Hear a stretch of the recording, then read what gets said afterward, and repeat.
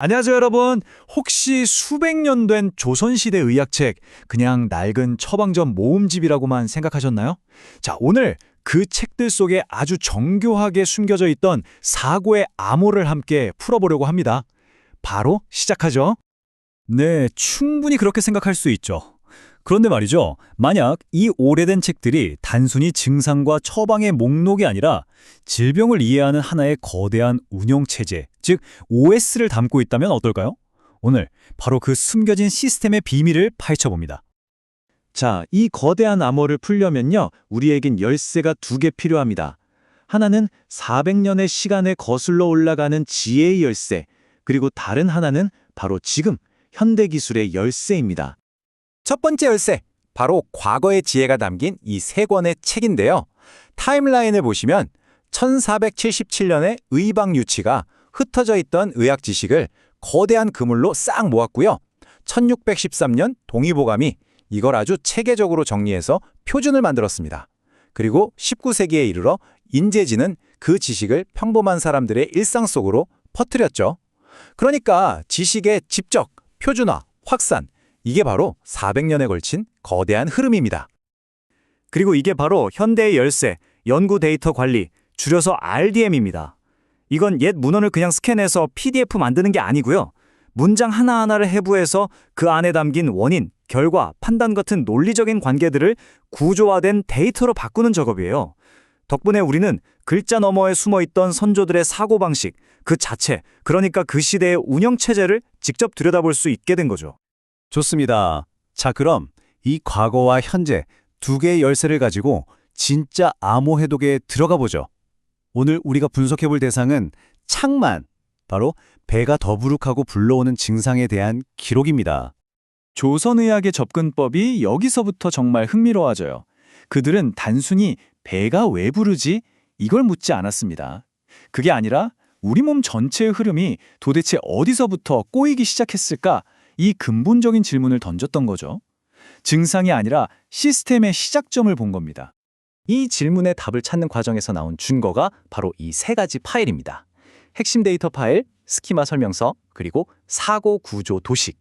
그리고 정말 중요한 건요, 이 결과물들이 이제 그냥 연구 보고서로 끝나는 게 아니라 국가 연구 데이터 플랫폼인 데이터원에 딱 등록이 됐다는 거예요. 이게 무슨 뜻이냐면 이제 누구나 들어가서 보고 검증할 수 있는 우리 모두의 지식 자산이 되었다는 거죠. 자, 첫 번째 증거인 핵심 데이터 파일을 한번 들여다볼까요? 여기서 진짜 놀라운 게 보입니다.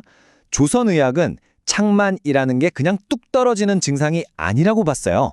여기 표처럼 L1, 생활습관이나 감정이 상하는 데서 모든 게 시작돼서요. 몸에 노폐물이 쌓이고 소화 기능이 턱 막히고 그러고 나서야 비로소 배가 빵빵해지는 현상이 나타나고 결국 만성적인 기능 저하로 이어진다는 거예요.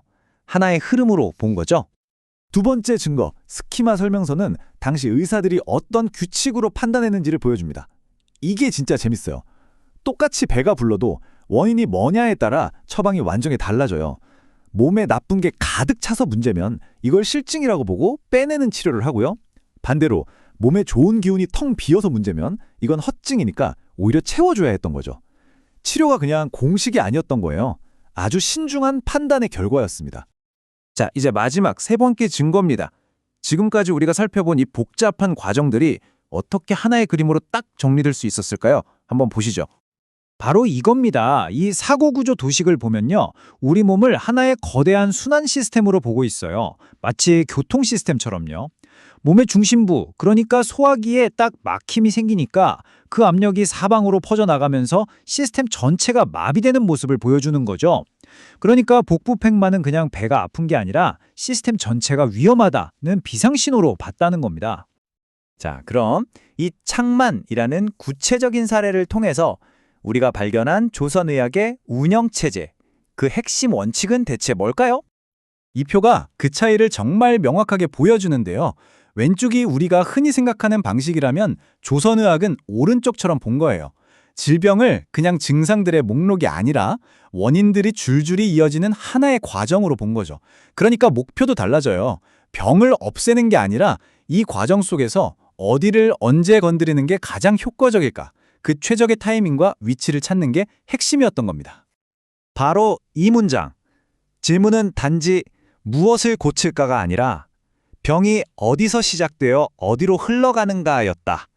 이게 첫 번째 핵심 원칙, 질병을 하나의 흐름, 즉 연속체로 보는 관점을 완벽하게 요약해주는 말입니다. 여기에 두 가지 핵심 원칙이 더 있습니다. 첫 번째는 방금 말씀드린 것처럼 질병의 흐름 속에서 개입할 최적의 위치를 찾아내는 기술.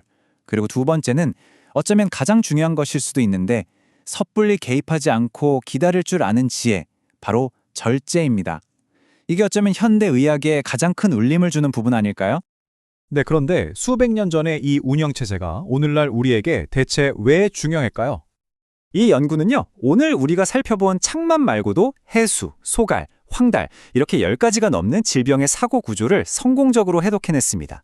그리고 그 결과물은 말씀드렸듯이 KIST의 데이터원 플랫폼에 등록됐어요. 이게 무슨 의미냐면 한 개인의 연구가 이제는 검증 가능한 국가의 지식 인프라가 된 겁니다. 이게 바로 이 연구가 가진 진짜 힘입니다. 단순히 옛날 책을 이렇게 해석했습니다 하고 논문 하나 더 내는 게 아니고요. 미래의 다른 연구자들이 언제든 가져다가 다시 쓰고 검증할 수 있는 영구적인 데이터 구조를 남겼다는 거죠. 해석은 바뀔 수 있지만 이 구조는 그대로 남는 겁니다. 자, 마지막으로 이 질문을 한번 던져보면서 마무리할까 합니다. 모든 문제에 대해서 가장 빠르고 정확한 답을 내놓으려고 하는 이 인공지능의 시대에 언제 개입하지 말아야 하는가를 깊이 고민했던 조선 의학의 이 절제의 지혜는 과연 우리에게 무엇을 가르쳐 줄 수 있을까요? 여러분은 어떻게 생각하시나요?